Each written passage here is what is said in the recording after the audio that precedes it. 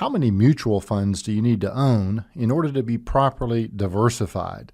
Well, a lot more than you might think. Sometimes we think about diversification in a very one-dimensional sense. Maybe we need to diversify our thinking about diversification. First of all, diversification is fancy language for not putting all your eggs in one basket. It is the art and science of embracing variety over specificity for the purpose of reducing the risk of significant loss. It's an ancient practice. Wise King Solomon advised to divide your portion to 7 or even to 8, for you don't know what misfortune may occur on the earth. Not bad advice for 3,000 years ago. The word diversification has come to be associated almost entirely with investments, and that's too bad. The need for diversification is really much, much broader. Here's just a few areas in which you need to diversify to reduce significant risks. First, there is investment diversification. General Motors, Lehman Brothers, WorldCom, Enron, Pacific Gas, Electric, and Delphi, all names that in their day stood for solid profits and strong balance sheets.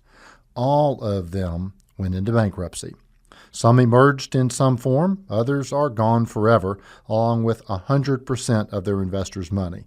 So one obvious lesson, don't put all or even a lot of your money in one single company's stock.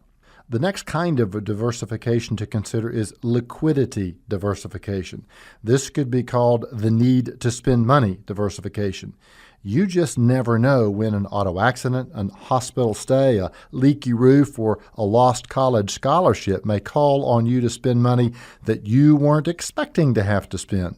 That's why we advise clients to keep at least 6 months' worth of spending needs in accessible liquid form, otherwise known as cash. The third kind of diversification would be tax diversification.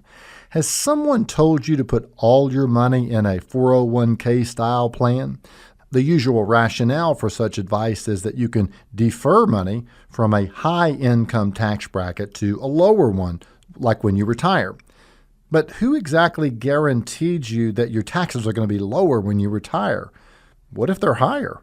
Now, I have absolutely no clue where tax rates are going to be when I retire. That's why I don't want to bet the farm on a single tax strategy of deferring all of my tax obligation until that time. I'm doing some of that, just not all. And then finally, there is actuarial diversification. Because you don't know how long you or your spouse will live, the only rational thing to do is to plan on living for a very long time. An insurance company or a pension plan doesn't have that problem. Because they're looking at the average of multiple lives, they can tap into actuarial science and determine the average life expectancy of the group.